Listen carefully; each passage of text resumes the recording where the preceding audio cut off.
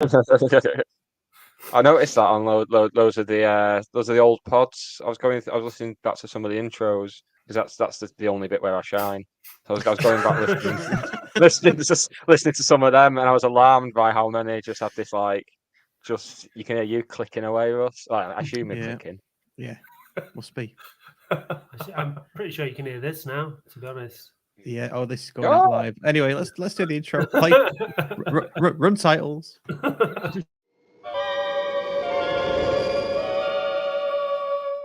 5, 4, 3, 2, 1.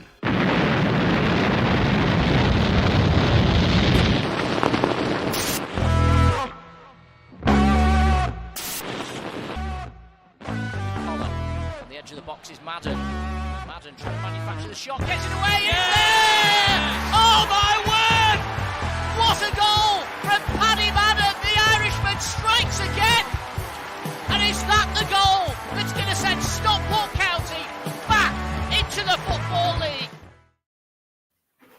Football League, awkward. Hello and welcome to the Stockport County, your weekly suggested serving of county news, views, and thrillingly opinions. Absolutely no live football at all anywhere to speak of tonight, so I'm sure we'll have everybody's attention. So awkward, isn't it? I'm Nick Lee, joined as ever by a man who possesses all of the warmth, compassion, and charisma that I sadly lack. It is, of course, Russ Johnson. Hello, Russ. Russ C. Johnson, sorry. Yeah. Russ C. Johnson, Russ C. yes. Johnson, the third. Yes. No, the first. Yeah, I think the first. Yeah, must be the first, yeah. First of his name. Yeah, I'm good, mate. You doing, mate? You good? Yeah, you're good. You're going to ask me. Yeah, I'm good, mate. I'm good. Yeah, I'm all right. Yeah. How are you? Main thing. Right, we'll wrap it up there then. That's fine. Yeah. Everyone's doing good. That's fine. There's no one else to ask. Oh, they're polishing their award. It's just... I know. Oh. They think it's clever. They think it's big and they think it's clever. Look at that. No, it's an award. Actually... Should we tell you about this? Should we tell you what this is? Well, we went to the Northwest Football Awards.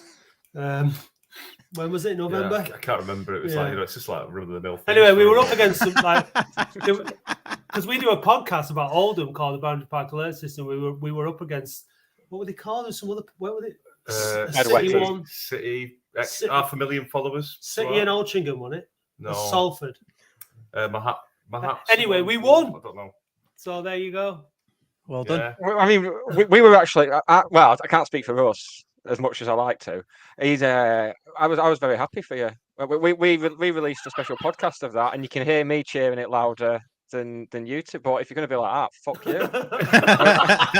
I hope you trip over in your studio and it goes up your ass, and you have to have an awkward conversation in casualty. We've already had that awkward conveation with Matt and arses and awards. It's just not a good place to be. Just about 4 hours in A&E. It just about fits. Show off. It's like the penny on those 2p machines. It slides right in. Anyway, thanks for having us on again, lads. And it was a good night, wasn't it? It was good fun. It was good fun, though. So we probably need to introduce you for the people that don't know who you are. That would be a start, wouldn't it? So this. What do you mean? Don't know who we are? Fucking Heathens. Jesus. Go on, there might be the odd one, I suppose. Yeah, there's probably going to be the odd one. So tonight we welcome Matt and Dave from the Boundary Park Alert System, a Oldham athletic podcast. It's been going, I don't know, 5 minutes? I think I said on the night. Yeah. Probably the best podcast in non-league, I'd say. I'd say it is, yeah. Yeah. Ever. Yeah, ever, yeah. Oh, yeah. Nice. Yeah. Nice. No, yeah, because we've taken it up a level since we went into the Football League. So we're not the big beast that we were. It's debatable, but yeah. So what we're going to do tonight, we're going to talk about England a bit. We'll probably wrap that up pretty quickly because we're out. So, and then we'll talk about Oldham and County and just have a bit of a laugh, seeing as it's near Christmas and you've got a free night and you've got your phone in straight after this, haven't you? We have with Ibby. Yeah. Hey, Ibby's the man in the know, Ibby. And I know. I know. We'll be looking forward to getting some of his nuggets. I I do enjoy looking at Dave's face when Ibby's talking. It's a lot of fun. It's an ulcer. It's a stomach ulcer. It just sort of kicks in as he turns up, and it's like, and it's difficult. What was this? Sounded like you farted. No, I didn't. No. I did that before. Yeah. And not normally you got your Oldham kit on, haven't you? What have you got? Are you gonna go? Have you got to go change in wardrobe? Got a makeup with our award-winning makeup artist, foot massage, and then Dave puts corns out in the corridor. The out fluffer there. is ready outside, we do and then we're ready to go with the top on, pants off. Just below here, we can wear no pants, but it's fine. Yeah, it's all good. It's one thing. The good thing about the you can't smell. It stinks of deep heat in here before one of our podcasts, doesn't it? And during it, we massage it into our thighs and stuff, which is nice. Isn't it, Dave? Yeah, it's lovely. Yeah. It's a chilling image. harrowing image. Yeah. So anyway. England. Let's talk about England. What was your take on it? Are you? I tell you what. Let's start with. Are you Southgate in or out? Well, yeah, we have a slightly different opinion on this, don't we? I suppose you go first, and then I'll give you my findings. And then you'll tell me why I'm wrong. Well, yeah. I've only ever been to watch England in one tournament, one game, right? And it was probably the worst game you could have picked. It was the Slovenia game in France. 2016 at the Euros. It was we'd already qualified. It was 0-0. It was under Hodgson. It was abysmal. Like we really were poor. And I think what Southgate has done, along with the FA, like they put a plan in place, haven't they? And they've transformed the England team. We got to quarterfinals this time. Got beat by France. There's no disgrace in that. Italy, okay. I said at the time that was a game we could have won, should have won probably. Southgate was too conservative, too defensive minded. Same for the World Cup game against Croatia. But I think this time people will say, well, they only beat Iran. They only, as soon as you get to a good side, you got knocked out. But I think he's evolved his way of thinking this time, and I think he's realised that he needs to attack. The team's strengths are in attack. Did he get every decision right at this World Cup? No, probably not. But then, he puts faith in players like Raheem Sterling, who he brought on for Saka. Was that a great thing? Well, no, but if Sterling comes on and scores or gets a penalty or sets Harry Kane up, it's a different story, isn't it? And if Kane scores that penalty, it's a completely different story. So it's really fine margins. Plus, the referee was a massive wanker and didn't give us anything. So I think that it was really fine margins that England went out to France in that game. I thought we were the better side, to be honest, overall. France probably just a bit shrewder than we were, a little bit more clinical at the end of the day. But I'd be a very long-winded answer for Southgate in or out. But for me, what you want as an England manager is somebody who sees that role as the pinnacle of their life's work. And I think that's what Southgate thinks that. And I would only replace Southgate with somebody who was the next Gareth Southgate, as in someone who's going to stay in that position for 10 years, who's going to bring through young players, who's going to manage the relationship within the squad the way that Southgate's done. What I would do, and I've been saying this for a couple of tournaments now, is I would bring in an older, more experienced tactician to sit next to him during the 90 minutes to help him make the big calls during the game. And I think that would be of more benefit, because I think if you lose him, you lose a lot of the work that's been done, and it's a very, very difficult job in replacing him. So I would definitely keep him until after the next Euros, at least, unless there's a credible person to bring in his play. And I think it should be an English person as well. I think it should be somebody who's gone through the whole, knows the system, the FA, and like Southgate, he's possibly a bit too safe and a bit, conservative, but at the same time, what he's done when you take from when Hodgson left to now, I think it's just absolutely remarkable, really. When you look at it, he got to a World Cup semi-final with a team that had Danny Rose, Dele Alli, and Jesse Lingard in it. That's just genius. I mean, Dave's lived it. Yeah, I can just see his face in the corner of the screen there, and he's absolutely fuming. Go on, Dave. Hit us with it. Vanilla Southgate should. Can you swear on this podcast? Yeah. I think we already have about 50 Like, fucking times. he can fuck off. He's rubbish. He's rubbish. He's shit. He's too vanilla. He's too white of the white. He's a yes man for the FA. All right, changing the culture and keeping a positive dynamic. It's not a fucking yoga class. It's fucking football. He's not streetwise enough. He's not nasty enough. His tactics are reliant on Steve Holland, whose pinnacle was Crew assistant manager before that, if I'm honest with you. Don't get me wrong, a lot of players like Gareth Roberts have said he's a great tactician, but it's not Southgate who's got that. You know what I mean? It's Steve Holland. But when it comes to the crunch in international football against top elite managers like Mancini, we got beat. We only just got through at Denmark in the semi-final in the Euros with a really contentious penalty. You know what I mean? So that was my nervous. I went to the semi-final and Denmark dominated us that game. They absolutely dominated us. And we were on the ropes for most of that game. We then went to Italy. I went to that game live. As soon as we scored the goal, he sat back, held back, player 5 at the back. Didn't have any attacking foresight. Didn't have any he changed play it like for an attacker. He didn't try and mix it up by dropping a midfielder out to bring an attacker on. Do you know what I mean? It was just nothing there. That was 2 years ago. Yeah, but I'm just saying, you wanted my answer. I'm going to give it. I didn't interrupt you. Let me finish. Yeah. Then we go through to this. We've had a really crappy Nations League. Hungary at home, he should have gone then, but the FA didn't want to pay out. He should have gone then, in my opinion. We played Iran. We should beat them.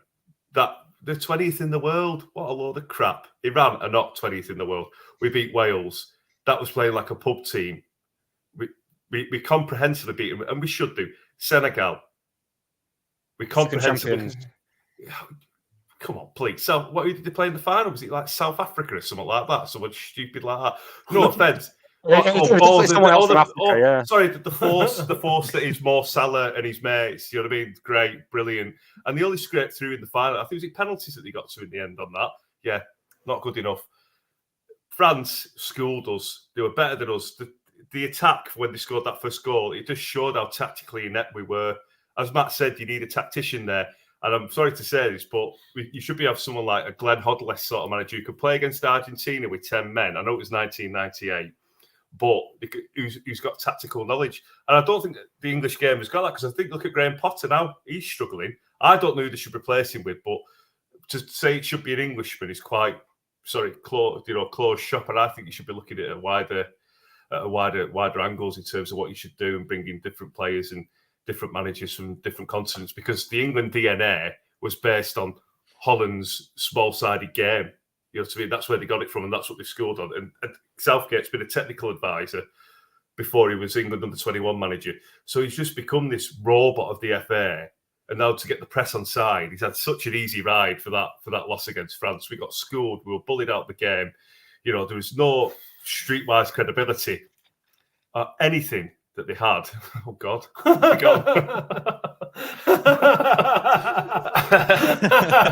But in answer to your question, the answer is no. Southgate should go. We shouldn't keep him on. And all this dilly-dallying saying it's taking a lot of energy out of me. You know, these every tournaments every two years. Have a day off, Gareth. Get gone. Ross, do you miss the days where our manager's head was replaced by part vegetable, and they were hounded by the Red Tops in the way that Dave wants it back again? Because I didn't say that. You know, I didn't say that. You know, I just said he got away scot-free. You know, look at the Venables manager. He had great people around him. You know, he had Brian Robson helping. Did he get away scot-free because England were really unlucky against France, and had Harry Kane scored that penalty, it would have been completely different. And had the ref not been a massive wanker, there's like.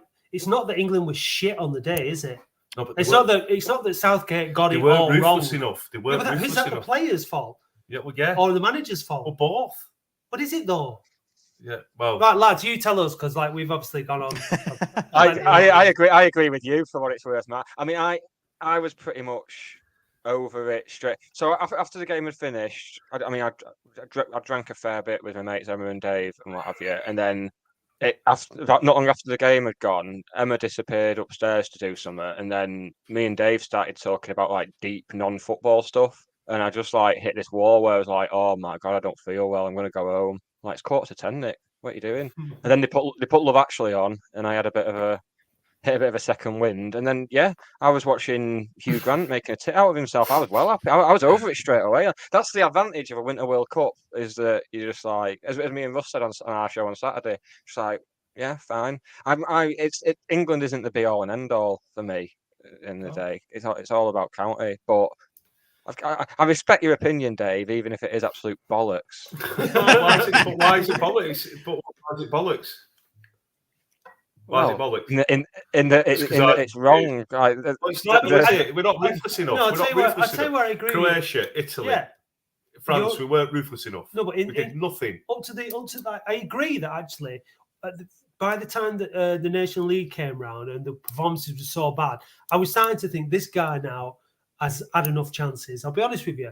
And I think if he'd gone into the World Cup with the same attitude and same approach as he'd gone into everything else beforehand, it would definitely be time for him to go. But I think he's realised that this team's best form of defence is attack. And if we're playing with the ball in the opposite, it's like against America. It was just, that's why he was getting frustrated, because we weren't playing with the ball in their half the whole time. If we can play it further up the pitch and in their half, and we can cause the opposition threats. Now, yeah, do we need to improve at the back? Yeah, we do need better players coming through. But that, I mean, could Southgate? I don't know enough about Premier League centre halves, English centre halves, to be honest with you. I don't watch enough of the game to know. I've watched enough Man United performances to think, Jesus, Harry Maguire might not be the best choice. But what Gareth Southgate does is he's loyal to people and he stands by them, and he could be criticised. But if you're going to build a team, you need some kind of consistency as well, and you need big characters, and you need older people. That older players that can be in there alongside, your Bellinghams and all that. Bellingham's future England captain, though, isn't it? What a player! I'll give him credit for bringing Henderson in. And against, I think it was against Wales when he came on and started really putting it about, because we were struggling in the Wales game. I will give him that, bringing the older players in, and I thought Henderson did perform quite well. But there's no characters in the side. Harry Maguire. Yeah, but you can't just pick a character because he's. I'm not saying pick. What characters do you want? Like Dennis the Menace, Scooby Doo, Bart Simpson, Shaggy. No, but all I'm saying is, it's just it wasn't me. What I'm saying is, he's not ruthless enough. Yeah, knockout football. So yeah, we get you. And the results prove that, don't they? It's a results based. It is. It is. So. It always has been. My take on it is I'm more leaning towards Matt here, because my take on it is I remember when we didn't even qualify for 1994. Exactly. Before 2018, when was the last time we got to a semi-final before that? 1990. Nice. Yeah, 1990. So just to be, we're mixing it at the top table now, regardless of who's in charge. The players are a lot better. We've got loads of good new talent coming through. I just think we've gone up a notch, definitely in the past 6 years or whatever. So that should be applauded. Okay, we're going out, but we're going out to France now, and we're not going out. I fucking Romania. I remember got beat by Romania one year, didn't we? Yeah, but Kevin Keegan was the fucking manager, for God's sake. It doesn't matter. Whoever's the managers, it's like a poison chalice. Anyway, character. Yeah. Yeah. You wanted a character, you got one. Yeah. Big Sam, another character. Wow. I just think we're getting further than we ever did before. All right, we're not winning it, but it's absolutely fine margins, and you do need a bit of luck. You ask any pundit worth the salt, you need a bit of luck in these big tournaments, and there's only one thing you can win every 2 years. I think that people it takes a long time to forge like a winning mentality. Like the Argentinians have got it now the French have got it, the Spanish had it, the Germans had it, the Italians have it, the Brazil. It's a very small number of teams that have gone on. I was hoping, obviously ideal scenario would have been Croatia to beat Argentina, Morocco to beat France, and it'd be a guaranteed new winner of the World Cup, because I think that's really good for the tournament and the neutral and everything else. But it takes time to develop that kind of mentality and for it to be realistic. Like the problem with the English is we think we're the best at everything because there was a period in our history where we dominated the world, and we made it's like that's how I don't know how many people you voted for Brexit, for example, but that was all based on this bullshit nonsense that Britain is this standalone magnificent nation that is better than everybody at everything, which is just bollocks because we're not. Yeah, we're just not who we are anymore. And it's just this English mentality that we should. When it's just look at the reality of the situation. Just look at where we're at, and we've gone from having all. I mean, like look at the team that Sven had and Capello and. Like the big names, Gerrard, Lampard, Upson, all these. But they had some great players though, didn't they? Andy Johnson. We didn't win anything, did we? I can't think. I don't think Capello had the best team. In fairness, I think Senghor and Eriksson did. But now we've become this country who just accepts mediocrity. Well, we should accept it because we are mediocre, and that's part of it. So the only way you grow from that is an acceptance of where you are and look at what you need to do. Look at what steps you need to put into place, and put a plan into action. And that's what the FA have done, to be fair, and that's what Southgate's part of. And we've started to move on up. And now we're going backwards for quarter-final stage, aren't we? No, not really. No, because it's not going backwards. Well, what if it's Croatia got to semi-final? Croatia got to another backwards. Croatia got to another semi-final. They didn't win the World Cup, so it don't matter, does it? No, but I'm saying what difference? You can see why they're award-winning, can't you? Now. I mean, one of them is sleeping in the spare room tonight. I've just muted him, and they don't even know they're muted. They're just carrying on, like talking to each other. So it's brilliant. Right, get you back in the room, guys. Oh yeah, unmuted. Yeah. Well, yeah. Well, you know. Yeah, that's what football's all about. Opinions. It is. I love stupid ones and So moving on from England onto the World Cup as a whole, because this same thing happened with Russia because of all the human rights stuff and everything that's going on, like the whole geopolitical was a big word for me at the weekend. I for someone who was very drunk on Saturday night, I used the word geopolitical to refer to the World Cup ties a number of times. But yeah, so there's a whole thing with Russia, like, oh, this is terrible that we're having it here, blah blah blah, and then good World Cup. Same again with this one. But I don't think it's that this World Cup's been exceptionally amazing. It's just that once you do get into the swing of it, it's just, well, it's the World Cup. It's a feast of football, and there's always some good games in there. Like, but it's been all right, hasn't it? I can get on board with the Winter World Cup in future. Yeah, it's great coming home watching it on the telly when you get straight in from work, innit? You know, the time difference has been great. You know, it's pointless, or Morocco versus Tunisia or something like that. Do you know what I mean? It's great. Do you know what I mean? And then it's like all the games are done by 10 o'clock, so you can just go out on the piss at a weekend as well, which is even better. Because as you say, on Saturday night, I was 3 sheets to the wind after that game, and you know, it was like 10 o'clock, and I was in bed for quarter to 10 after that because I was absolutely steaming. But I haven't minded it. But I just don't like what it's all based around or what it's based on. And these pundits who've been really, really against it see the checkbook and then go straight over there. Man of the people, Gary Neville. I love you. Yeah. Well, how about the pundits then? What of our? Can we all agree that Graham Souness is possibly the worst pundit to ever talk about anything ever? But the best dressed. His brother's going to come out with an impassioned defence of him. But he's had a style makeover, hasn't he? Hal Robson-Carnew's bad. He's pretty bad, mate. He's up there with Souness. He's rubbish. Joe Cole is bad. Souness sort of blends into that orange backdrop that they've got because he's like a rich shade of mahogany now. If you watch that in Ultra HD, it's good about TV as an Ultra HD because if it was, it would burn your eyeballs out. Too much Graham. It's got a bit Pat Butcher or David Dickinson in it. You could just see his sexism within his tacit information. He doesn't look at the women at all. The women pundits. you just it's blindingly obvious. It's awful. Yeah. I love it how they shove all the women pundits next to the pitch as well. It's like we're in the studio here, and it's never got Laura and Karen, and you can just hear all the boo-boos airless, and it's going, yeah, thanks, well, yeah, great. And then the show Laura and Karen getting wayward shots slammed at them. Yeah. I don't know. Like, I mean, it's you know, all the decade that we're in and this move towards a more progressive and inclusive society, you know, everything sort of rubs people up the wrong way, doesn't it? But at the end of the day, like, I think the women winning the Euros was great. It was a great final. They did some great games. It was great.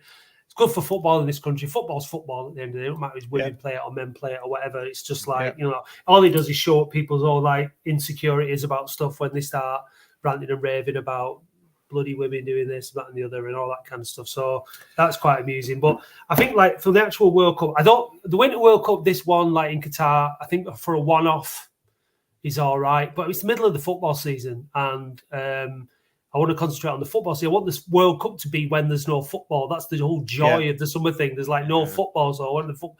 Now that depends around the world. It might be different in different climates and stuff like that. But I think it's been a bit flat, to be honest, in terms of.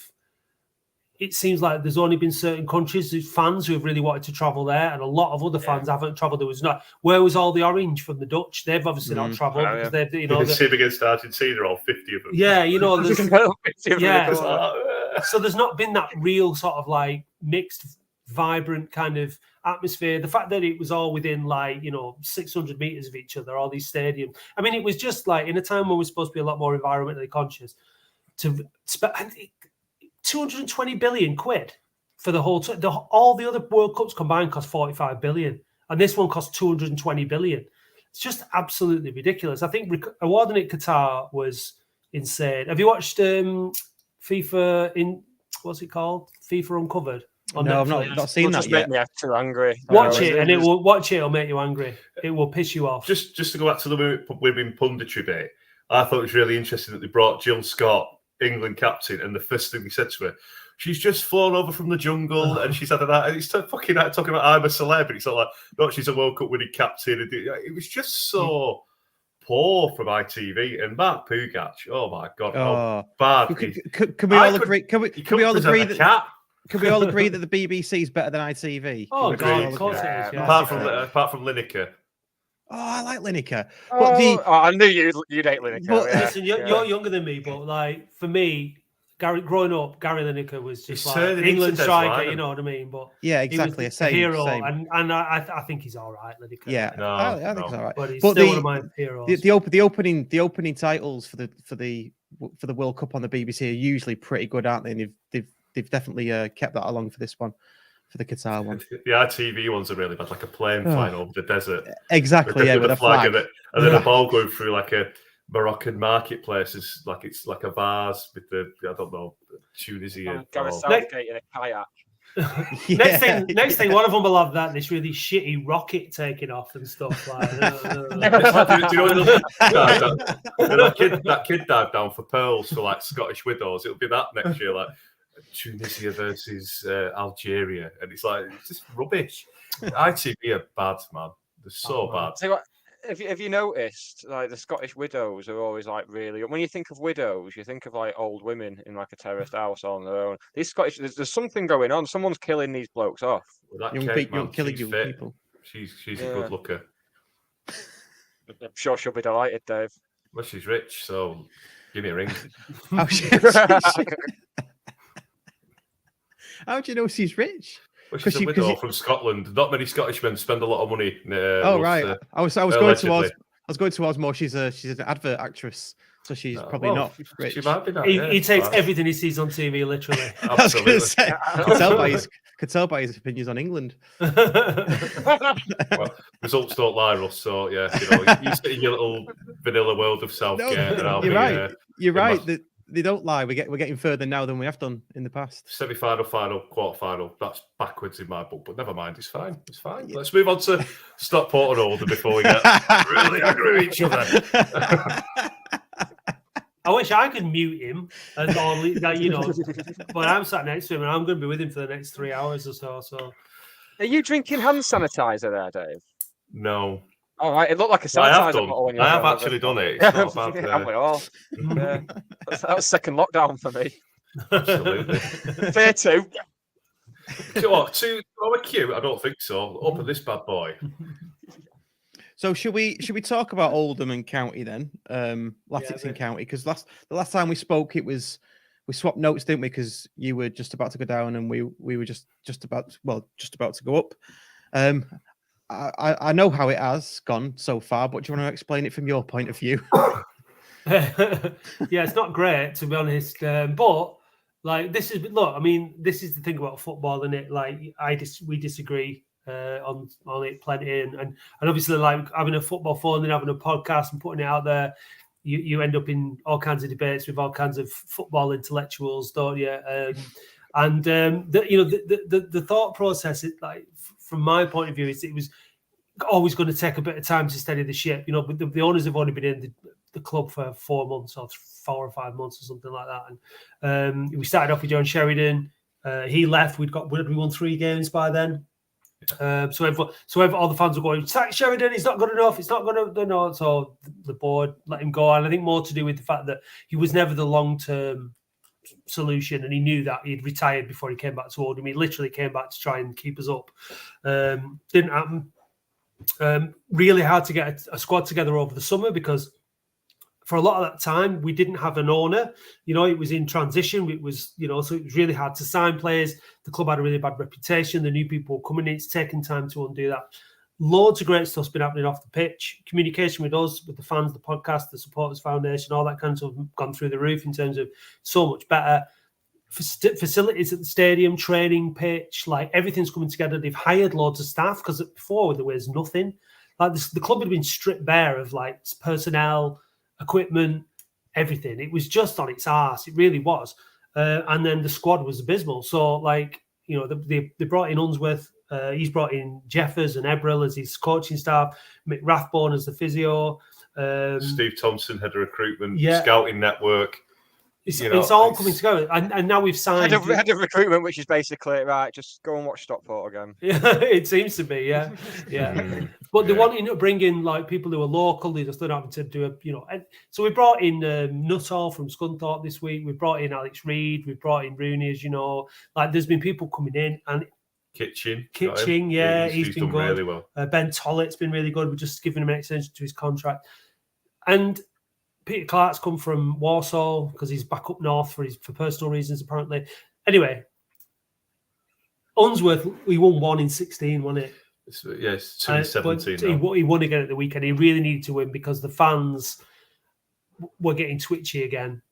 Some people are really calling for him out and all that, because we were second bottom. The win on Sunday has taken us up to 4th bottom now, and with 3 games in hand on Maidstone, and if we beat Gateshead on Tuesday, then we'll be up and out, 2 points clear. And I think it's all going to be fine. I think the second half of the season we're going to start climbing the table, and everyone should just chill out. But we had fans calling following our defeat against Bournemouth to postpone the game so we could sack David Unsworth on Sunday and then bring in John Askey for the following week. That's where it got to, because our fans were in absolute disarray. They weren't trusting the process. All these marginal gains and infrastructure elements off the pitch, which Matt just alluded to, it's all going the right way, but it's just not happening on the pitch. But I'm so glad that he won the game against Torquay. I was getting frustrated and I was getting a bit antsy because I thought we were going to go straight back up like the deluded idiot that I was. It was never going to happen. But yeah, I was deluded. If only it was on. If only all that was on record on I know, yeah. So that's you saying that and being called out straight away. Yeah. It's just been very strange, but I think we're turning a corner now.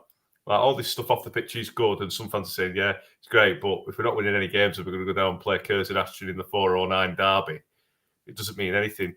But that's what you've got up against. You've got fans wanting to win and have immediate success. You've got fans who are trusting the process, expecting the consolidation and move up the field, but move up the table. But signing a 6-figure, transfer like Joe Nuttall, because it was reportedly 6 figures that they've outlaid for him, and signings like Kitchen, who is linking up with Ben Tollett really well. His first few games he looked a bit unfit, which he comes to be expected, coming back from an ACL.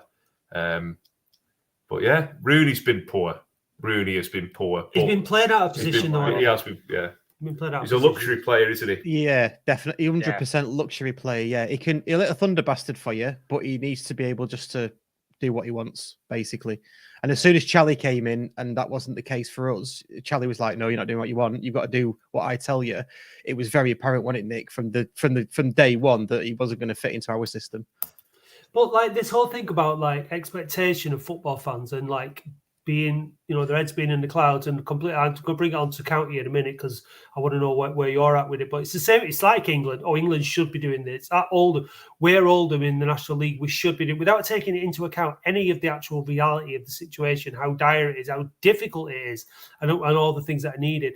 What's it been like for you guys going up into the 4th division and like finding your feet? Because I know you've picked up, haven't you, since you start. But did you have fans expect, like, is it all, it's like the last 11 years forgotten, and it's like we're here and we should be winning the league now? Does it switch to that mentality amongst a large proportion of your fans, or are you all a bit more grounded after everything you've been through? Yeah, I'd say largely grounded. Yeah. I think the only people you have seen kind of having this everything now, like we want promotion straight away, it's people who've been coming for a year. They came to the Bolton game, or watched the Bolton game on BBC, and have thought, oh yeah, I'll have a bit of that. It's cheaper than City or United. But for the most part, I think we've certainly stayed clear of like any manufactured outrage or sensationalism or anything. It's just, even at the start of the season, when I think 8 points in the first 10 games or something, which is relegation form, whichever way you look at it, I think it was still a sense of, well, we'll get it right. And would you have taken just survival as long as you stayed in the division, you'd be happy enough, and take it from there? As long as we stayed in the division and didn't leave it till the last day, then I'd have taken that. But obviously the owners got bigger ambitions than that, like with the money. Not so much in terms of like transfer fees, but what we spent on wages and agent fees, and the investment off the pitch and in the town as well. I think the owners expecting us to be up there, and the way it's looking now, I think we will be. With hit form earlier than we did last season. Actually, I think we're not going to win. We're not going to win the league. I still think Leyton Orient are going to absolutely piss it, but playoffs is a definite, and I won't be surprised if we finish top 3. But even if we don't, it'll be fine. Yeah, 7th or above. I think there was literally 1 or 2 calling for Challoner's Head, and because one of those went on to BBC Radio Manchester, it kind of ballooned up a bit, didn't it? But yeah, balloon being the operative word. Yeah, but it does. We definitely had to sort of reset our expectations, or I did, because when you've got the club and the manager and the captain coming out, but quite rightly being ambitious, we're bookies' favourites to go up, double bounce. They were coming out and saying, yeah, the aim's promotion, and then we had the start that we had. I think some people, panic stations would have kicked in, but for the most part, no. It's and all that's happened is they've needed time to bed in, time to sort of gel, if you like, and now we're starting to see them come together, and it's looking really, really good now. We're playing teams off the park, as Leyton Orient aside, including Charlton. We were much better than Charlton the other night. After decent League One, I mean, they've got their off the pitch troubles, but they're a decent League One side, and we look the better over both legs, over both games against them. We look the better team by far. Yeah, and it's made all the more sweeter from where we've come from as well. There's obviously people that remember the Championship days as we you, the Premier League days, and I bet you get loads of people recalling that, don't you? We used to be a Premier League club, but we went down to they're all starting to die now. It was that long ago. When you get like the 26-year-old going, we were founding members of the Premier League. It's like, well, name the squad then, and they can't because they're dicks. He told me he was in a bad mood before he got here. So, well, they are. They don't know they're after squad and talk about we founding members of the Premier League. We were. I know we were, but you don't have to like. Press mute. All right, it's fine. It's fine. Me up.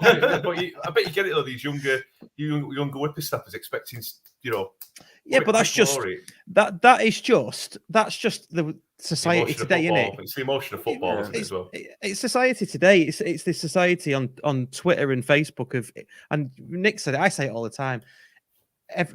Infinite content, everything now. Arcade Fire. They got it on the button with those 2 statements, because that's what they want. They want instant gratification. We need to stop. I think we need to stop mentioning Arcade Fire when we say them quotes. In case we get copyright, yeah. Well, no. The fact that the singer's kind of turned out to be a bit problematic. Oh, he? Yeah. Oh, yeah. Yes. Oh, okay. Yeah. He's a rascal. What is that? Operation Utrecht, lost profits, sort of. Not that. Oh no! Not that level of rascal. But, all right. Okay. I thought you were just being kind, like a bit on. No, didn't want to go too far. He's a bad rascal, and some of the stuff he's got up to, especially considering he's in a band with his wife, a bit bleak. Okay. It's all right. Don't be listening. Now, I heard he might be a County fan as well, but that's not be silly. We don't want him. Well. So anyway. if we come on to the players that I've signed for you from County in a second, but just wanted to ask. I know you had it on your show, didn't you? Unsworth in or out pre-Torquay. I'm not going to ask you that, but how much time do you give him? I think it's all going to come good, Ross. Honestly, I think I wouldn't sack him. I think you're falling straight into the previous trap of making rash decisions. Richie Wellings, who's absolutely caning the league with Leyton Orient, was our manager. His first job was at Latics. Now, if we'd stuck with him, I think he would have got us out of League Two, back into League One. Given time, given support, we've had other managers in there in that time who probably would have done a good job, but because our last board were trigger happy, so we go into this. What do we want? Who do we replace him with? Like, it fucks everything right up. It sets you steps backwards. You've got to, if you trust the board. What our thing has been. My thing has been about saying, right, do you trust the board? Do you trust the owner? People are saying, yeah. Well, trust them with the manager then. Let them make that decision. Let them, if they want to sack him, they'll sack him. If they trust him, they'll trust him. Have some faith in this new board, because as soon as you start saying sack the manager, you're calling their judgment into as well, calling out their judgment and stuff. So, and it just creates this horrible atmosphere at the club. So for me, it's going to come right. I think it will, because I think the squad's getting better. They're giving him money. They're trusting him to make signings. We've got the recruitment team in place and the signing players. And I think after that result, it's massive, isn't it? I mean, we've got Peterborough Sports, who you would have played, I would imagine. Oh, no. They're not in the division at the time when you got National League North wasn't even that bleak when we were in there. If you're saying something. I mean, if we'd still been down there when Peterborough Sports had come up, I think that's when you call it a day, that, innit? It was bad enough going to Oxford City. I was going to say Oxford City. You get into a taxi, be like, Oxford City, and they take you to the Kassam Stadium. It's like, no, there's another team. And the taxi drivers, I didn't know there's another team in Oxford. I've lived there all my life. That sort of thing. Right. Let's hope you don't have that to look forward to. Well, we've got them in the FA Trophy on Saturday, then we've got Gateshead on Tuesday. Trophy. So really, and then we've got Notts County back to back. Yeah. So who are obviously flying. So we've got Gateshead, haven't we? Yeah. So we need to win. We need to put a few past Peterborough Sports. And we need to beat Gateshead. And then at least we're going into that double header on back of 3 wins. And I think then, hopefully with a bit of confidence and things will turn around. But you've been a bit twitchy, haven't you, about Unsworth and his tactics and stuff. But I don't think we should sack him. I think in the National League, especially, you need a lot longer than you get in the Football League just to turn it around, especially with your first managerial role with the credentials he's got in the backroom staff. It must have been a massive culture shock coming from Everton under 23s, where everything's done for you, to now the National League. But Oldham are a big club, but they've had 24 years of mismanagement and poor ownership. There's no infrastructure there. So, as I say, they're building all these foundations off the pitch. But it must have been really difficult for David Unsworth to come in. So he needs at least 18 to 24 months before he's even looked at in terms of his performance and in terms of his results. If that's in if we go down, we go down, and then it'll be again. If he dies, he dies. But interesting. If you look at the stats from where we were at the start of the season to where we are now, or in terms of performance levels, I've had some stuff shared from the sources in the club, and you can see the improvements bit by bit. And all it needs is 7 or 8 games in the National League to get on a run, because. So my mate Stockport fan, he said, you win 5 games, he said, and you just go on this run. You get 15 points. And no, but you just won't stop. The momentum sort of carries you away through, because it is a confidence league compared to the Football League. You could win 4 games on the bounce in the Football League, and you end up going to Stevenage or Forest Green away, and they could be near the bottom, and they'll turn you over. But whereas in the National League, some teams actually fear the form teams, if that makes sense, really. He said when you hit form, you are feared by the clubs who are just knocking around. Certainly what it was like for us last season. Just beyond this time last year, we were just turning up at teams, weren't we? Teams where we historically struggled in non-league, and just turning them over without even having to get out of first or second gear. And it does, but it's just, it took us probably 5 years in non-league until we started getting to that point where people would fear us once Jim Gannon came back. So you just got to hope it's not on, because people will get restless when it. I think. If you do drop to National League Oh yeah, North they and already stuff. are. But like, I don't think we'll drop to National League North, and I think what our new board have got, which our old board didn't, is they've got brains for starters. They've got some humility though. They'll go around and they'll look. They go into places like Bromley and they're learning about how well run these clubs are and what makes them successful. And just because they're with all due respect, a smaller club doesn't mean they're not a better run club, better organised, even better with better facilities, better equipped. Because that's where we've come from. We've been they've been going around and looking at this and saying, we've got some catching up to do to be competitive in this division, never mind in the EFL. So all this stuff has to be put in place. I think that based on the money that they're spending, the types of contracts that they're giving, the types of players that we seem to be attracting, that will stay up this season, we'll go on a good run. And I think that next season might be genuinely in with a shout of getting promoted, because I think very few of the larger numbers of our squad will be here next season. Only the best players will stay, and there'll be a lot of new people coming in. And I think we'll be able to have a go, because I think because it's all about momentum, and it's all about confidence. It's all about turning that around. And what's going on at the club at the minute is so positive. It's chalk and cheese when you go into the place. It's all smiles. We played it friendly. It's like before, like me. I mean, I was barred from doing it, going into any of the press areas and stuff, but giving it that and be there to criticise them. Whereas now they couldn't be more open and friendly, and it's permeating through the whole thing. And I think the momentum, we've been on such a downward trajectory for so long. It's finally coming to an end, and it's starting to. So, but having said all that, what a difficult league to get out of, even if you're spending the money that Wrexham are spending. There's no guarantees that they're going to go up. That's the point where you kind of.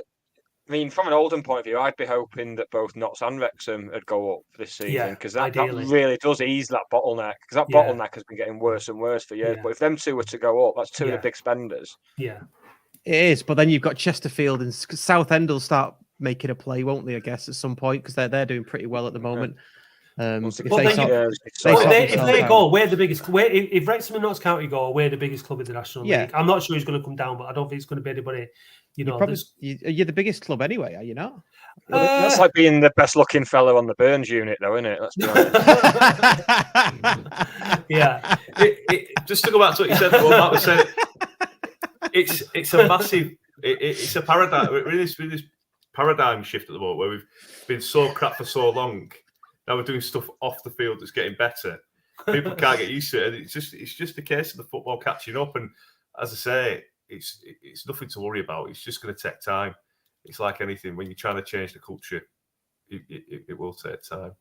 I think Steve Bellis was the one who said it with us. When obviously once he came back, that was when it started turning around. But it's like it's a big ship that you're turning around. Yeah. It's the same for you. I think it takes a lot more work to turn a ship that side around. Part of me actually wants you to go to the National League North, just because then we won't be known as the biggest club to be down there in terms of recent history. You can keep that one, mate. You can keep that one. I think because it's such an epic fail to have done that. You know what I mean? I don't. It really is. With all due respect, I'm hoping that nobody else, clubs of our sort of stature, will slip into that, because in fact, it's looking. I mean, Scunthorpe don't really fall into the same category, but I don't think. But they're looking like they're going to go, because they're in all kinds of mess, aren't they? And it's a shame. Shambles. And obviously York did it as well, didn't they? They fell down and. Yeah, but it's all about that momentum, because York are looking good now. They've got higher. I don't know why they sacked the manager. 6 weeks ago, there was second bottom, or third bottom. They're 3 points off the playoff stuff. So there's a long way to go. Yeah, everyone said that. But there's clubs like second that. Half, second half of the season, you can just go for it, can't you? They could be good clubs. I mean, not saying that they're not, but that new stand that they've got there and the stadium. It's a great place to watch football. The share and there's money that's coming in at the lower end, so it's only going to keep getting more and more difficult in it to get out of this division. So yeah, I'm with you. I hope that Wrexham and Notts County both disappear out of it, and then we're the best looking. We're the best looking lads on the Burns. The trouble with Halifax is they can't, for whatever they try, they can't get a fan base, can they? They can't grow that fan base. Whereas with Oldham, you're like us. You're in terms of fan base, you're bigger than us. You've got a bigger draw, if you like. If you were in the Championship, you'd probably get loads, but you don't have to build that fan base. Do you? As soon as you start winning, they'll come back, won't they? Yeah, and they have done. They have done already. And Halifax would get more people in if they were winning as well. If they were top. Yeah, but not many more. No. But maybe if they got promoted and all that kind of stuff, it would start to. But yeah, I know what you mean. We don't have that. We don't have to. But it's the same with Oldham though. Like the crowd's already, because like on Sunday against Torquay, it was on the telly, albeit it was on the telly, but it was freezing. And you know the quality. We've won 1 in 16 before then. The crowd was already starting to drop. Christmas, you know, it's.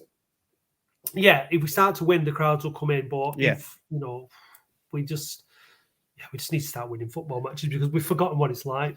Yeah, in all honesty, to be not even half decent, just to be a bit decent. We've been terrible for so long time. We are actually banned. We're banned from talking about crowds on this show, aren't we? So we better move on before we get. You are. Well, I am, yeah. So we better move on before we get pulled up on it. Right. Well, I think just to let you know, like we need to go and like do our prep for our phoning and stuff. We've got to like do the shuttle runs in the corridor, get the deep heat on, get all that stuff. The fluffer is ready, so yeah. Pull each other off. Nice. You go off and do that then, and we'll carry on for a bit, and we'll talk about county. Yeah. Yeah. We'll carry on talking about our football league club. Did you just a quick one? Was your nickname for Liam Hogan Bomb Scare? Because I think he is a bomb scare at the back because he's so bad with his feet, isn't he? Shocking. He's one of them where when he first brings the ball out of defence, you think, oh, this is all right, and then he just comes careering into a challenge and either loses the ball, gets a booking, or injures himself. And it's one of the three. It can go either way. But I like him as a player, as a captain. But that part of his game, but he's a leader and a captain on at that level. You won't go far wrong with him. I'd rather have him in the trenches than John Rooney. Put it that way. Or any Rooney, is that matter? Yeah. Right, boys, we'll let you go. Thanks you so much for coming on. It's always a pleasure, chaps. Cheers. Thanks very much for having us. Been a real joy. Show the award one more time. Show the award. Yeah. Right, boys, cheers for beer soon. Yeah, Christmas break. And we'll see you in the EFL. Yes. Yeah. Why you getting us in the cup, are you? It won't be the EFL Cup, but maybe the FA Cup some year. We're not in the trophy, so it might be the FA. It'll have to be the FA Cup, yeah. Right. Take care. See you later. Bye. Bye.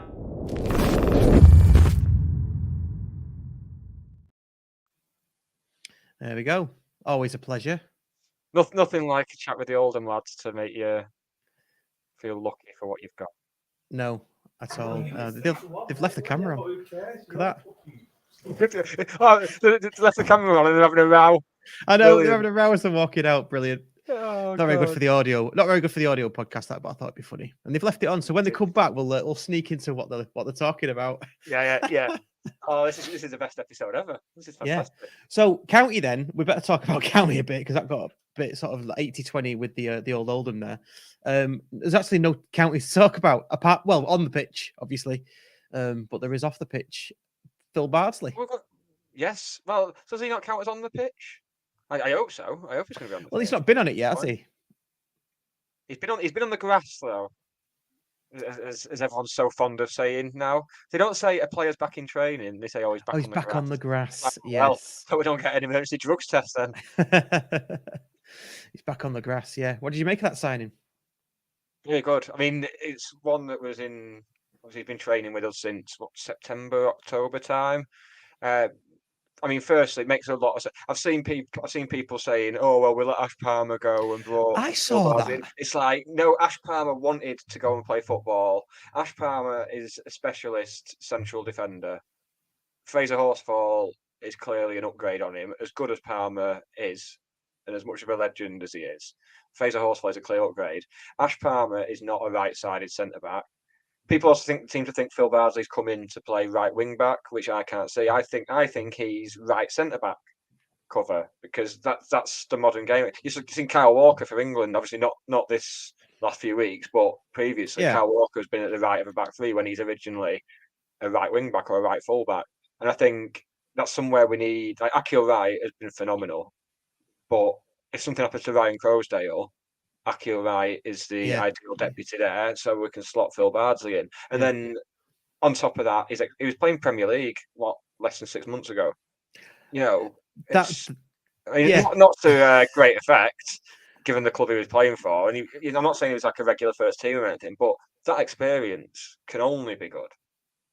Look at players like Joe Lewis, who has had some good games and some shaky games. He's only going to learn from someone like Phil Bardsley. Yeah. And we're obviously putting our faith in Joe Lewis as like, well, at the moment, the understudy to Fraser Horsfall in that centre of the three.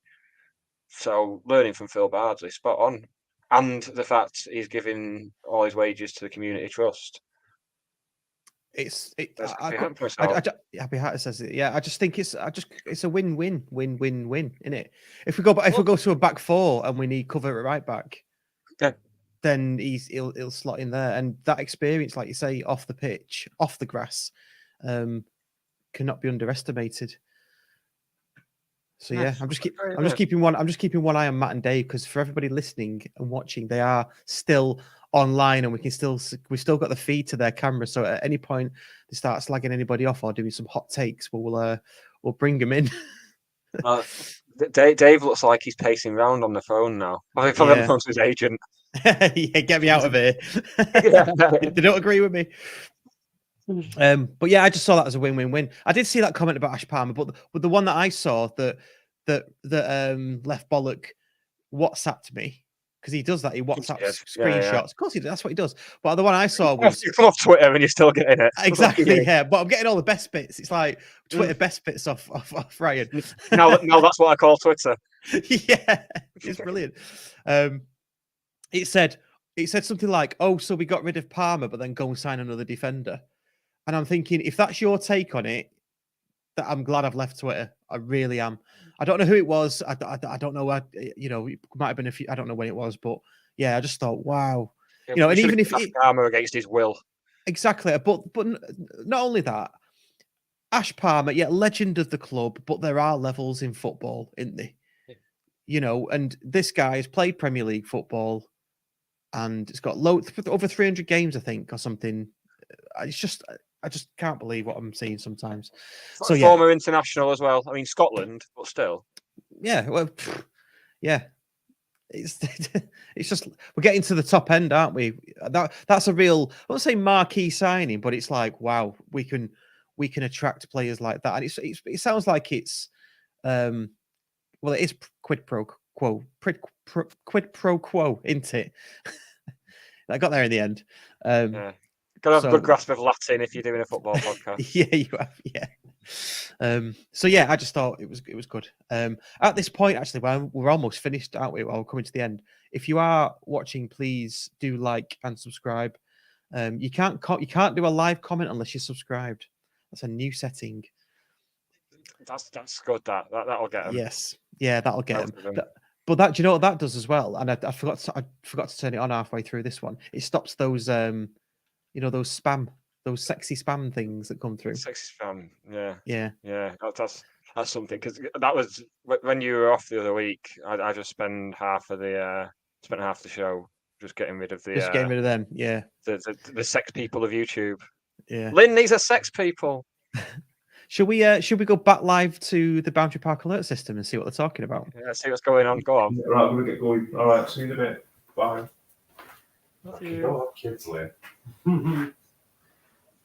Is that us? Yeah.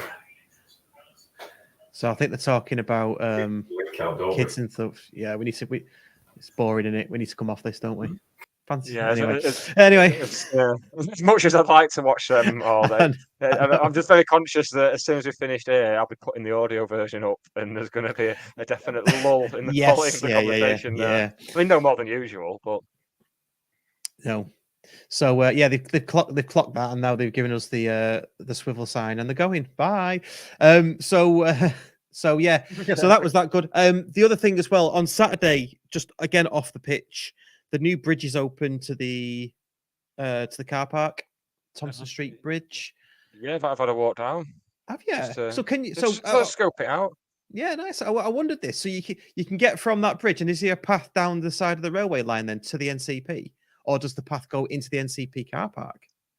No, from what I could see, the path went to behind the Nelson, that little road behind the Nelson that runs adjacent to Greek Street.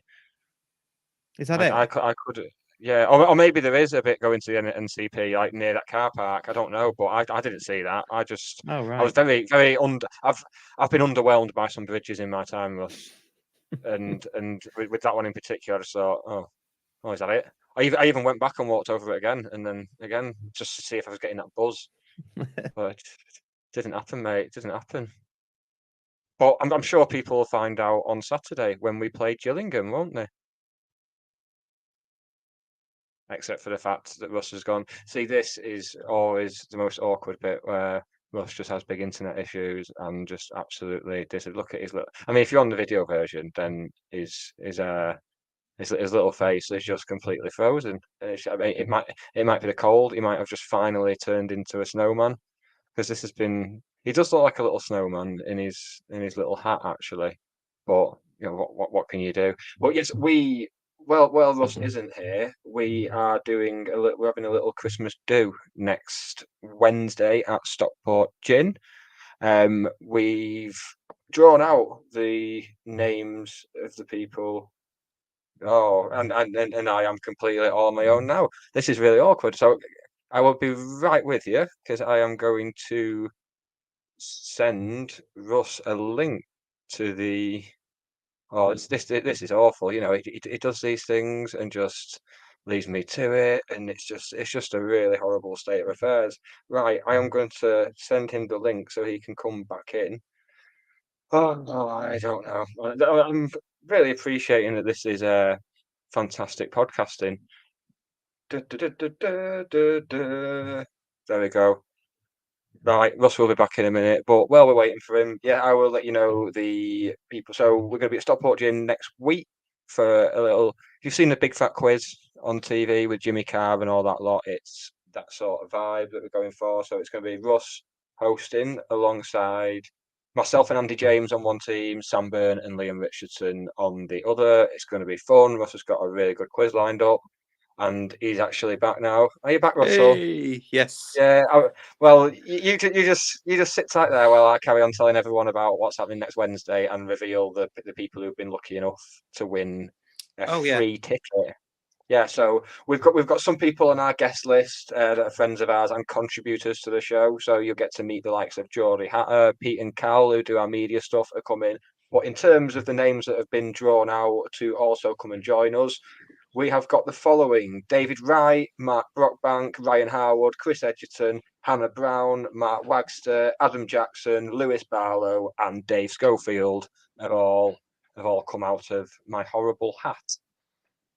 It's very, very, very limited. We're in the distillery at Stockport Gin, so this isn't one of our massive events. It's just a little Christmas do to the people who got in touch, because we put a few posts out on Facebook and Twitter about 2 or 3 weeks ago, and the people who've responded, I'm getting dizzy now, and the people who've responded have got tickets. So yeah, once again, Mark Rockbank, Ryan Howard, Chris Edgerton, David Wright, Hannah Brown, Mark Wagster, Adam Jackson, Lewis Barlow, Dave Schofield. You will all be joining us. There's going to be a bar there serving gin and tonics and gin stuff, and also lagers. And the Petersgate tap is next door that also sells alcohol. There'll be some tables and chairs, so I'd advise getting there early to secure a table. Otherwise, you'll be standing up. So that'll be good. I think I've said everything that needs to be said about that. Yeah, but there will be more live events coming for anyone who's missed out. There'll be more live events coming up in the new year, we would imagine. We've got stuff in the post. In the pipeline. I was in the pipeline. horrible doing that on my own. Sorry, mate. I don't know if you saw the light flicker just before the internet went. Oh, did the internet fully go then? Yeah. Oh. Yeah. So yeah, it's not even back on yet. So yeah, sorry about that. So yeah, that's next Wednesday, isn't it? Looking forward to that. Yeah, it should be good. Should be good. I'll be on the door with my my clipboard. Oh, will you? Yeah, because while I'm setting up. Yeah, it's very, very well. I'll be getting there before you, I'd imagine, anyway, won't I? So But yeah, I'll move tables and chairs around, and then you can do all the important setting up of the important stuff. But it will be coming out as an audio podcast as well, probably a day Yes. or two after, I think. Yeah, no live stream for this, audio only, just because it's easy for us. A bit of a Christmas special for us. So, yeah, happy days. Yeah, and got some cool people coming to see us. We've got our it should be all right, shouldn't it? Yeah. I take it you told everybody who the guests were, the actual special I guests. did, but I'll tell them again. It'll be Russ hosting a Big Fat Quiz inspired Big Fat Quiz with myself and Andy James of 8 Days a Week and Notion, and it will be Sam Byrne and Liam Richardson on the other team for the more official angle, the more professional angle, I think. Given, I mean, I've been speaking to Andy James over the past couple of days about it, and I think they're definitely the professional team. Yeah. Yeah, I think that's what we're hoping anyway. Yeah. Someone has to be. Yeah. I'm gonna have my work cut out keeping you all in line, I think. But there we go. Yeah, it should be good. Because neither of us like the people we work with, so we thought, well, this can be our Christmas do. Because I'm certainly not going on my works one.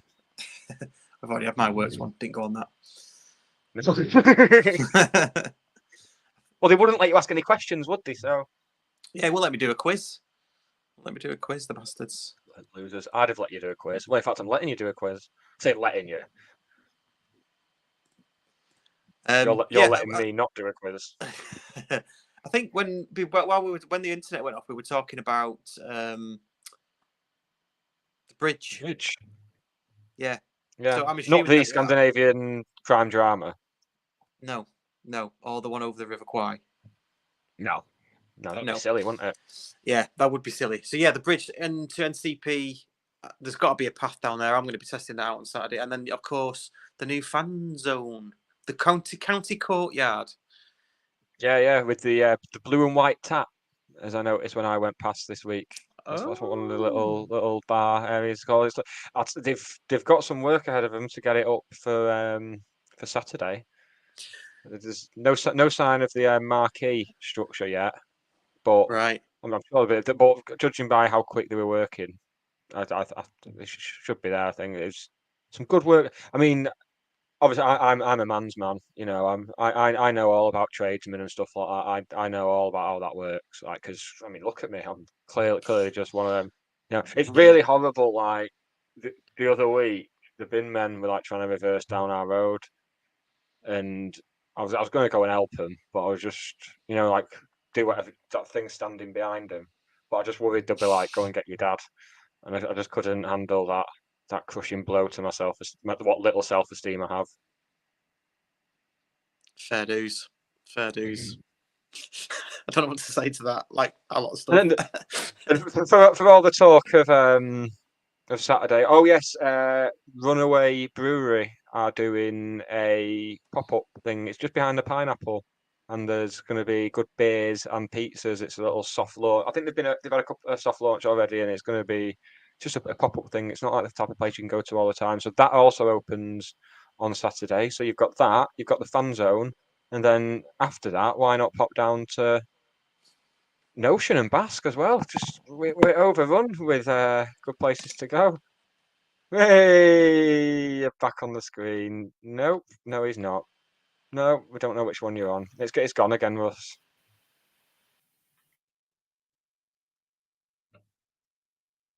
No, he's done it again. He's just done it again. Yeah, there is also the small matter of the Gillingham game on Saturday, which we've just completely neglected. Is it Gillingham or Colchester? It's Gillingham. It is Gillingham. Are you back, mate? Yeah, it's Gillingham. Sorry, yeah. Gillingham. Yeah. I always get them two mixed up. Just nondescript towns that I do not give a shit about. Yeah, but interesting about Gillingham. Say interesting. Shit, really. They've only scored 6 goals in 20 league games. This is a point where we put like a narrator on, like, "Oh, Gillingham go on to win 1-0." Yeah. Well, that's. Do you know what? Yeah, and they scored. I think they scored 3 past Dagenham. They beat Dagenham in the FA Cup 3-2, didn't they? Yeah. So not to be underestimated, but I I don't know when we've spoken about teams not to be underestimated, but we should go past them in the recent past, like Harrogate, Walsall at the time, that we felt we were better than. Definitely Harrogate, and we only. I mean, it was 0-0. Was it Harrogate? I think, or 1-1. Can't remember. So we shouldn't underestimate Gillingham by any stretch. No, absolutely not. Spot on. I think we'll be all right. I think home form will be a staple for us now. I think we've turned it back into a fortress again. And Charlton certainly didn't enjoy it last week. And it's that thing again, isn't it? We've done it against a decent League One side, and that can be the catalyst to get us really going, I think.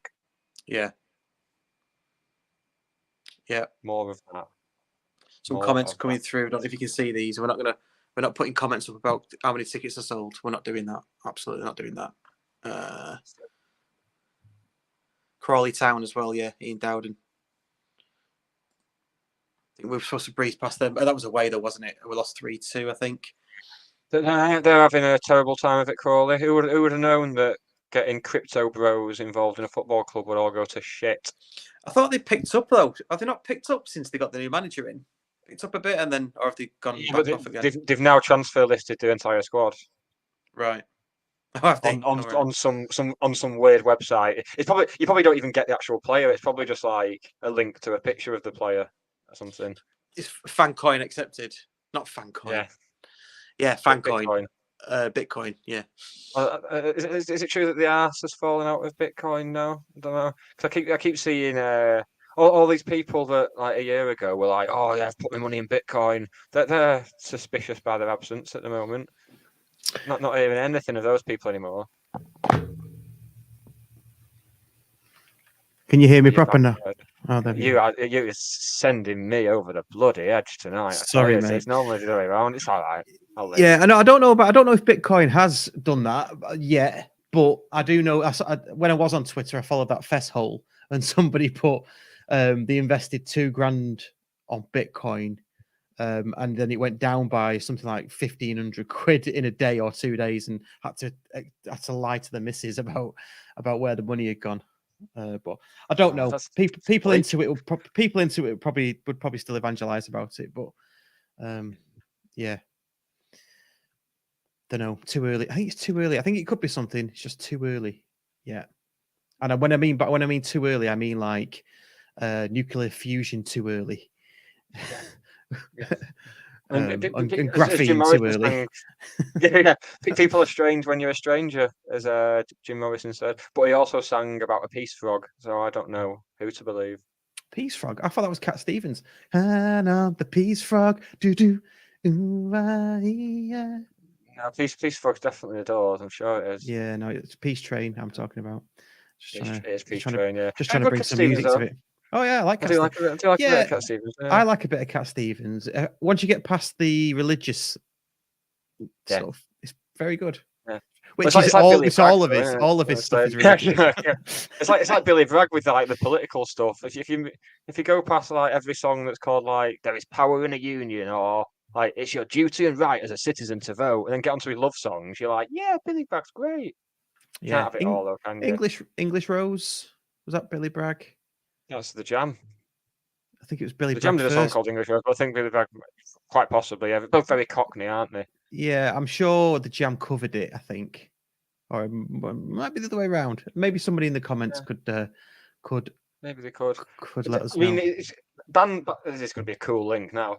Bands and artists do change as they go on, though. And if you do like bands that like are continually evolving and changing, maybe like after coming up to just release the 7th album that's radically different to all the ones before it, then you might like Don't Believe the Hype, which is my other Arctic Monkeys podcast, my other little venture, which is going very well at the moment. We'll be setting up the Patreon will be up right after Christmas, because we don't want to go asking people for money right before Christmas. That's a mean thing to do.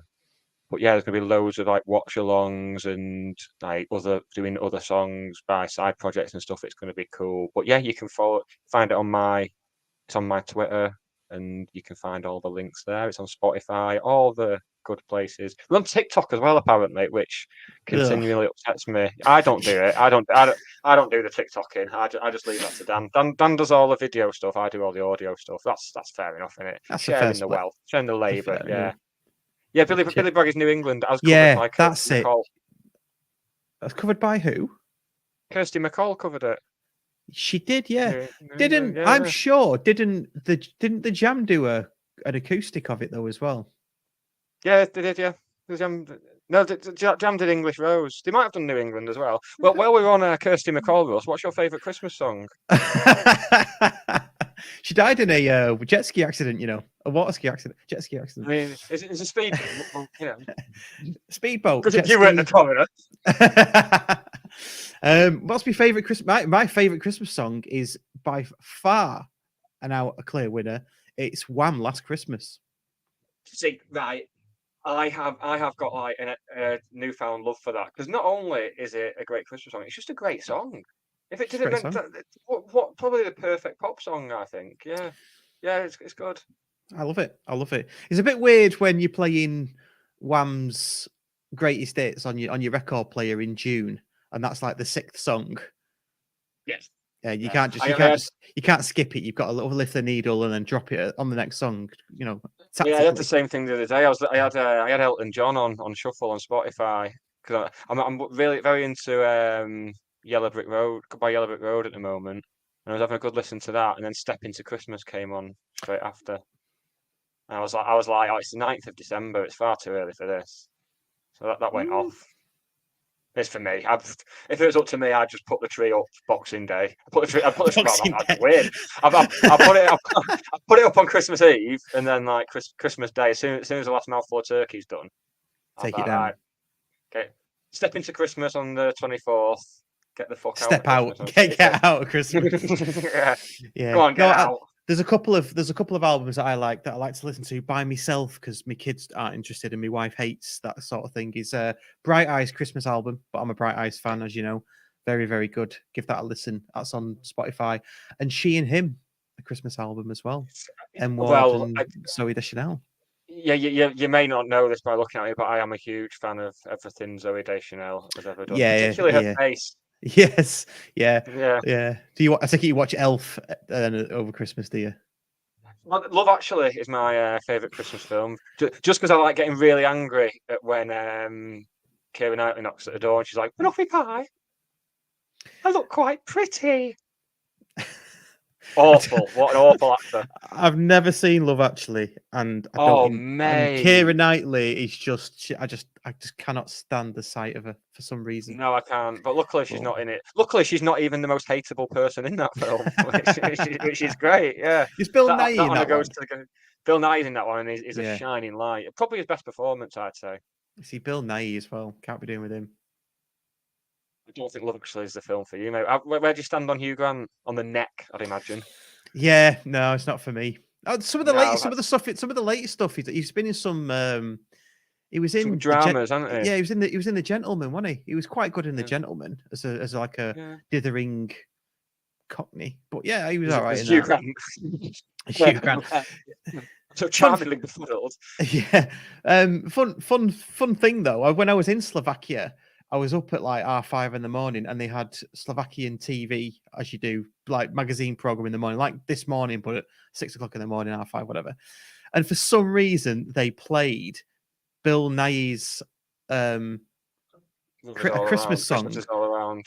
No, it was one where it was like Robert Palmer with the girls in the back. That's Love Actually. That's in Love Actually. Is it? That's a character in Love. He basically plays like a David Bowie saw in Love Actually, and that's the video he does in the thing. Yeah. Well, you see, I've seen some of Love Actually now. Well, I have now, but it just struck me that it's like first thing in the morning, they've got this video, and there's like close-ups of crotches, of ladies' crotches, and lady crotches. Yeah, and I was like, it's 5:45 in the morning. Would you rather see a lady crotch or a man crotch at that time in the morning? Lady crotches are. I'm asking you all the big questions today. I like lady. I like lady crotches, and I like men's crotches. There's only one way to find out. Fight! I've always wanted to use. I love that. I love that one. I was so glad we kept that. I was going through all them clips the other week. I was like, right, what do we need? And I thought, no, we do need that one. We do need that one. Happy Hatter says, last podcast of the year next week. No, there won't be a podcast next week, but there'll be stuff before. Well, our Big Fat Quiz will be released as a podcast, and there'll be stuff before the year's out. We'll We'll games fit to some. talk about. Yeah, we'll definitely fit something in. It does get busy for me in that week, but we'll fit something in. I'm sure. Well, you've got family and people who care about you. I don't have any of that, so This is it. Yeah. Well, I care about you. Do you want to come round our house when we have a party? yeah. I'll come for a party. I thought you were going to say Christmas dinner then. That'd be really awkward. I don't like eating in front of people. Gus. Oh, do you not? Fair dues. Beard, I know. You can't eat in front of people when you got a beard. There's like sauces and stuff, and you just cranberry sauce everywhere and bits of mince pie. Oh no, I don't have fruit on my Christmas dinner. I'm not a psychopath. God, I mean, meat and two veg. Oh, so we're back on the man crotches now, aren't we? Yeah, we're back on the man crotches. Right, should we wrap it up? Mate. Shall we wrap it up, mate? Are you bringing that thing behind you for the live show next week, by the way? Of course. Good. It'll be good to get it out your house, won't it? Yeah. Finally, yeah. Finally. Yeah. Yes, Thank you to Righty for that as well. It's much appreciated. Yeah, absolutely. Very, very much appreciated. The only admin we have is it's the Christmas quiz next week, Christmas show next week. And that's it. Enjoy the footy on Saturday. Should it go ahead? It should go ahead, shouldn't it? I think we'll be all right. Yeah. Yeah. I think that's putting my weatherman hat on. Yeah. Definitely. Weatherman hat on. Nice. Definitely. Hopefully it'll be on Saturday, and then it's Boxing Day after that. In terms of footy, is it? It's them bastards. Yeah, Crew. Then it's Walsall away. I'm going to be a different person after Crew at home, because I think the reason for me being the way I am as a person is because I'm so angry about Crew. So I think once I get it all out on Boxing Day, I'll be quite cathartic, and I'll probably become like quite a lovable, normal-ish person. It spells trouble for you. Fair dues. Lovable. I mean, yeah, that might be a very stretch, lovable actually, but we'll see. We'll see what happens. We'll see. I'll be keeping my eye out on that. Be watching you. Right. If we do not see or speak to you before, have a lovely Christmas, everybody. And if you're coming to the gig next week, we will see you there with a glass of gin and the rest. Okay. See you later, everybody. Bye. Bye.